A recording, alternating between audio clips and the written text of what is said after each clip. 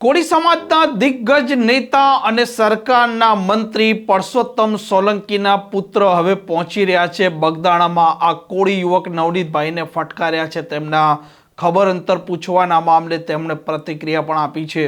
વૈષ્ણવજન તો તેને કહીએ જે પીડ પરાઈ જાનાને રે।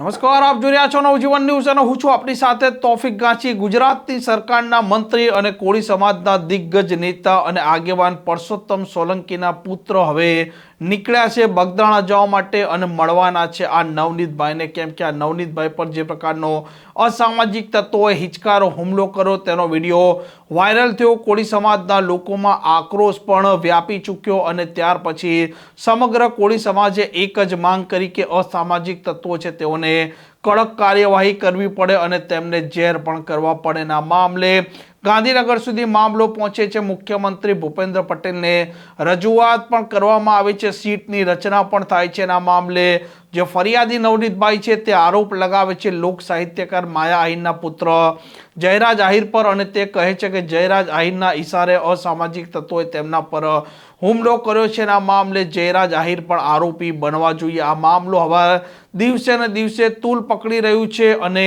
જે પરસોત્તમ સોલંકીના પુત્ર છે તે પોતે હવે બગદાણા જઈ રહ્યા છે તે પહેલા તેમણે પ્રતિક્રિયા આપી છે। સમાજના કોઈ પણ દીકરા પર એવું ક્યારે પણ થાય તો હીરાભાઈ સોલંકી એમની મુલાકાત લીધી અને પછી સમાજના તમામ આગેવાનોએ મુલાકાત લીધી। આજે સમસ્ત કોળી સમાજના બધા મુખ્ય આગેવાનો જે આજુબાજુના જિલ્લાના ભાવનગર શહેરના છે બધા આગેવાનો સહિત અમે ખાલી એક એમની શુભેચ્છા મુલાકાત એ એમના ઘરે જઈ અને આજુબાજુના અમારા વિસ્તારમાં અમારા સમાજને કોઈ પણ આવી રીતે ભયમુક્ત ન કરી શકે એની માટે એક મુલાકાત લેવા જાય છે। ખબર હતી એસઆઈટીની રચના થઈ છે, શું અપેક્ષા રાખશો એસઆઈટી પર? હું એ સમયે સીએમ સાહેબ સાથે રજૂઆત કરવા ગયો હતો સમાજના એક યુવા પ્રમુખ તરીકે મોવડી મંડળ સાથે।